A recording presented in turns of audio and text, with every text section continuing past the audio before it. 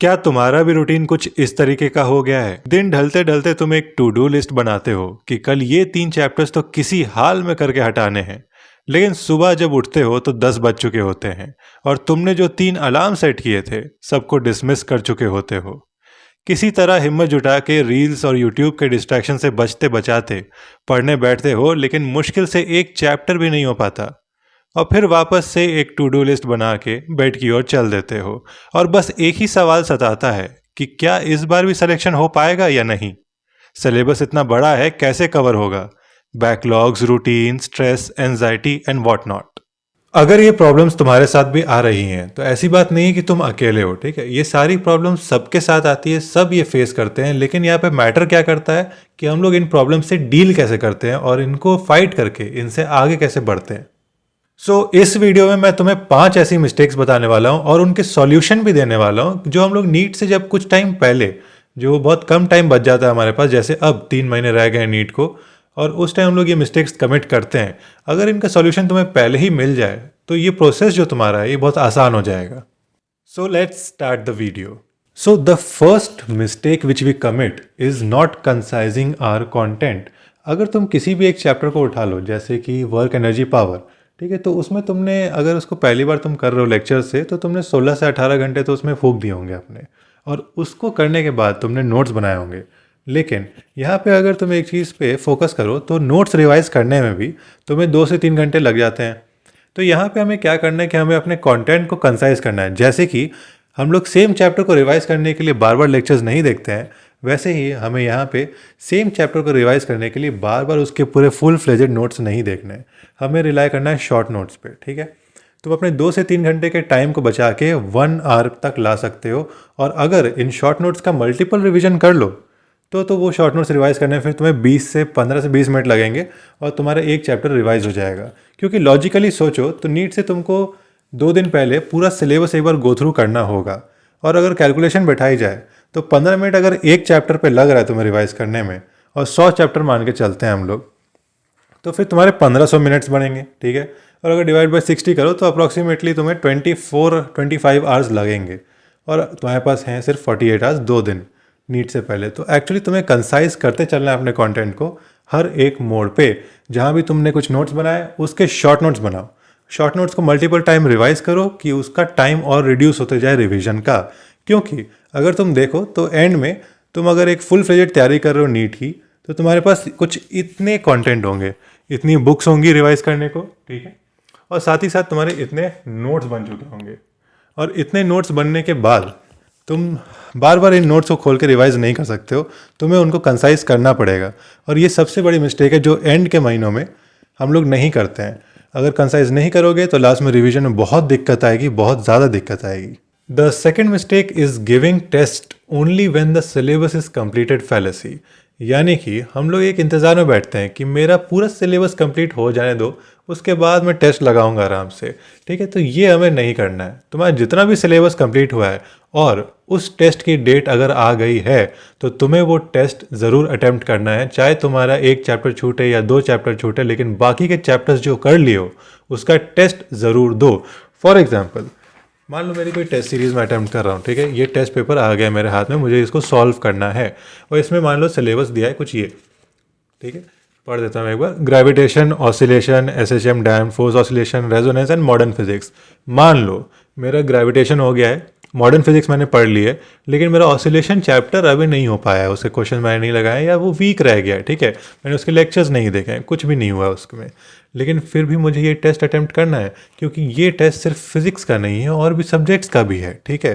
जिसमें से सिर्फ अगर मेरा एसएचएम छूट रहा है तो कोई दिक्कत नहीं है, मैं एसएचएम बाद में कर लूँगा, उसके लेक्चर्स देख लूँगा जब मुझे टाइम मिलेगा, लेकिन ये टेस्ट मुझे अटेम्प्ट करना है। इसे एक गांठ बांध के रख लो कि ये काम तुम्हें करना है, तुम टेस्ट नहीं स्किप कर सकते हो, ठीक है?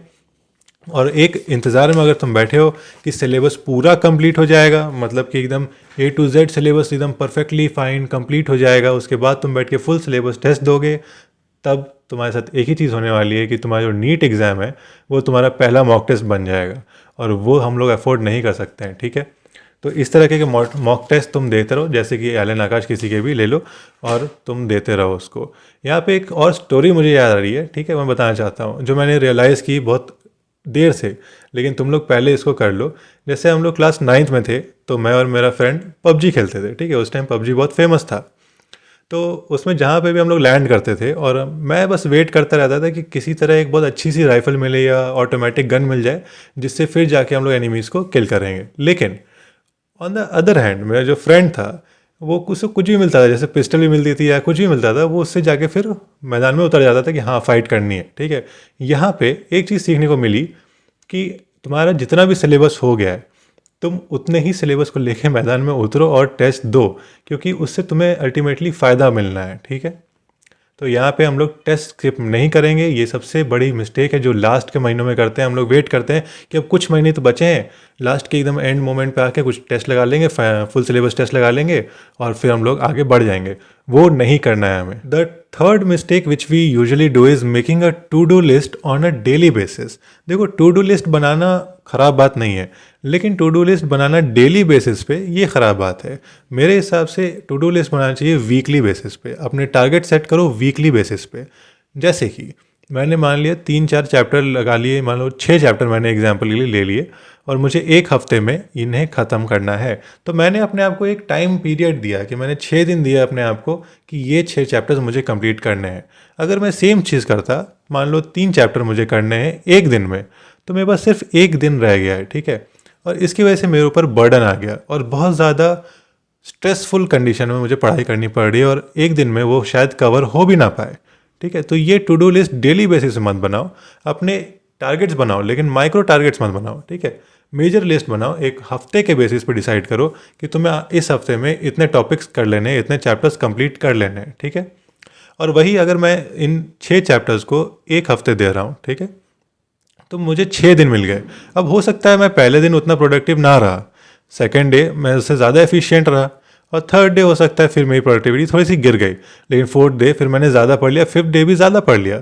तो ओवरऑल अगर एक एवरेज निकालोगे तो मेरी प्रोडक्टिविटी चाहे कम रही चाहे ज़्यादा रही, लेकिन मेरे चैप्टर्स कंप्लीट हो गए इन दी एंड, ठीक है। इसलिए मैं बोल रहा हूँ कि हफ्ते के बेसिस पे अपना प्लान बनाओ, ना कि डेली बेसिस पे, ठीक है। और उस वीकली टारगेट को कैसे डेली थोड़ा माइक्रो टारगेट्स में अचीव करना है वो तुम प्लानिंग कर सकते हो। उसमें तुम्हें स्ट्रेस नहीं होगा, उसमें तुम्हें टेंशन नहीं होगा, ठीक है। तुम आराम से उसे प्लान कर पाओगे। Fourth mistake which we usually do is not being realistic, ठीक है। ये थोड़ा सा एक टेरिफाइंग फैक्ट भी है जो मैं बताने वाला हूँ, तो हो सकता है कुछ लोग घबरा जाएंगे इससे, लेकिन घबराना नहीं है। हमें इससे सीख लेनी है कि हाँ, अगर इतना कंपटीशन है तो उसके लिए हमें एक्चुअली फ़ाइट भी उतनी बड़ी मारनी पड़ेगी, ठीक है। मतलब कि जैसे अगर 25 लाख एप्लीकेंट्स हैं नीट में, ठीक है, लेकिन गवर्नमेंट मेडिकल कॉलेज में एमबीबीएस के लिए सीट सिर्फ 16,000 से 20,000 ही हैं, ठीक है। ये सब काउंसलिंग के बाद पता चलता है, तो हम लोग हो सकता है अभी आप इग्नोरेंट होंगे इस फैक्ट से, लेकिन ये एक फैक्ट है, ठीक है, कि अगर आपको अच्छे मेडिकल कॉलेज में आपको सीट चाहिए सरकारी वाले में, तो आपको 16,000 से 20,000 के अंदर आना पड़ेगा टॉप रैंक्स में, ठीक है। उसमें भी अगर आपको अच्छे मेडिकल कॉलेज में चाहिए तो आपको 4,000 से 5,000 के अंदर रैंक लानी पड़ेगी, और एप्लीकेंट्स हैं 25 लाख, ठीक है। 25 लाख लोग अपियर करेंगे। इसका मतलब कि अगर आप रेशियो निकालो, ठीक है, सिलेक्शन रेशियो निकालो, तो वो 1% से भी कम है, 0.8% के करीब आएगा, ठीक है। तब भी आप अगर 16,000 को लेते हो तब, और उस पर आपको कुछ इतना अच्छा कॉलेज भी नहीं मिल रहा होता है, ठीक है। तो 0.8% आपका सिलेक्शन रेशियो है into good government medical college, ठीक है, फॉर एमबीबीएस सीट। और इस सिलेक्शन रेशियो के हिसाब से आपको अभी का जो टाइम है, ये जो 3 महीने आपके पास बच रहे हैं, ठीक है, इसमें आपको हर 1 घंटे काम करना पड़ेगा, ठीक है। मैं ऑनेस्टली बता रहा हूँ, आप अगर 16-16 घंटे नहीं काम करोगे इस पीरियड में, तो हो सकता है आपको सीट ना मिले, ठीक है, आपको सीट ना मिले। इसलिए work like hell, work like every waking hour, ठीक है, ये स्टेटमेंट याद रख लो और अभी से लग जाओ काम पे, ठीक है। क्योंकि हो सकता है तुम्हें इसके बाद मौका ना मिले। ये मोमेंट जो तुम्हारा है इसको चेरिश करो और इतनी मेहनत करो, इतनी मेहनत करो कि एक बहुत अच्छा सीट, एक बहुत अच्छा मुकाम अपना हासिल कर लो तुम, ठीक है। और फिर तुम्हें लगेगा कि ये सब तो कुछ नहीं था, ये तो बहुत आसान था, मैंने कर लिया। लेकिन इतनी मेहनत डालो क्योंकि कंपटीशन बहुत ज़्यादा है। 0.8% सिलेक्शन रेशियो जैसा अभी हमने कैलकुलेशन में देख लिया, ठीक है। सिर्फ तुम्हारे 16,000 सीट हैं, 25 लाख एप्लीकेंट्स हैं। और अगर इस कंपटीशन में तुमको लगता है कि मैं क्यों कर रहा हूँ, तो छोड़ दो, मत करो कॉम्पिटिट, ठीक है। लेकिन अगर तुम कर रहे हो तो अपना 100% डालो इसमें और खूब अच्छा करने की कोशिश करो। The fifth point is do not compare yourself with your batchmates और your peers. Do not compete और do not compare yourself with them. इसके लिए एक स्टोरी है। क्यों? क्योंकि जब मैं अपने टाइम पे इसके लिए नीट के लिए प्रिपेयर कर रहा था, तो मैं जिस क्लास में बैठता था, मैं जिन स्टूडेंट्स के अराउंड बैठता था, तो वो स्टूडेंट्स कुछ इस तरीके थे कि जैसे टीचर ने अभी तक क्वेश्चन लिखा भी नहीं, उसके आंसर वो बोलना स्टार्ट कर देते थे। ठीक है, मुझे लगता था कि क्या यार, मतलब इन लोग से मेरा कंपटीशन है, इन लोग से कैसे कॉम्पिटिट करेंगे हम लोग इन लोग से। ठीक है, और फिर उनके मार्क्स भी कुछ वैसे ही आते थे।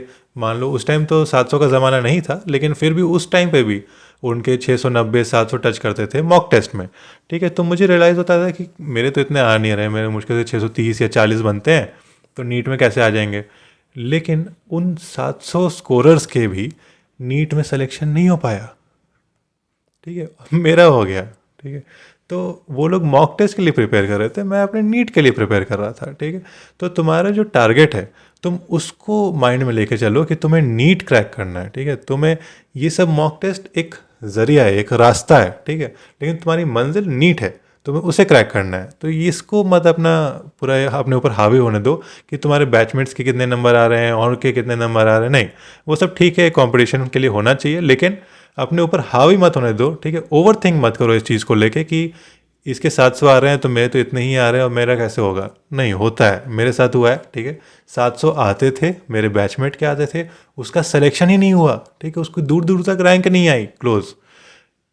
तो अपने आप को कंपेयर मत करो किसी और से, अपनी रेस है। ठीक है, उसमें तुम चलते रहो, अपनी मेहनत डालते रहो, एक टाइम आएगा कि एक्सपोनेंशियली राइज होगा तुम्हारा। ठीक है, उसकी चिंता नहीं करनी है, किसी से कंपेयर नहीं करना है, ओवर थिंक नहीं करना है और अपना काम करते रहना है। एक बोनस मिस्टेक जो हम लोग करते हैं कि हम लोग, ठीक है, इतना कुछ हमने देख लिया, इतना कुछ हम लोग समझ गए। ठीक है, लेकिन लास्ट में एक चीज़ मैं और बताना चाहता हूँ कि इतना अगर आपको टेंशन लेके आप काम करोगे तो आपसे नहीं होने वाला है। ठीक है, और एक फैक्ट और है मार्केट में कि जो आपके 25 लाख एप्लीकेंट्स हैं, ठीक है, ये नंबर बहुत ज़्यादा बड़ा लगता है, लेकिन एक्चुअली ये है नहीं। ठीक है, जो आपका मेन कंपटीशन है, जो आपका, अगर आप दिन में अच्छा खासा टाइम दे रहे हो, अपने को 6 घंटा दे रहे हो, 10 घंटा दे रहे हो, पढ़ाई में डाल रहे हो। ठीक है, तो फाइनली जो नीट में जाके आपके मेन कॉम्पिटिटर्स होंगे, जो सो कॉल्ड कॉम्पिटिटर्स होंगे, क्योंकि उन्होंने भी सेम लेवल ऑफ एफर्ट दिया होगा आप जितना, तो वो एक्चुअली 80,000 to 1 लाख ही होंगे।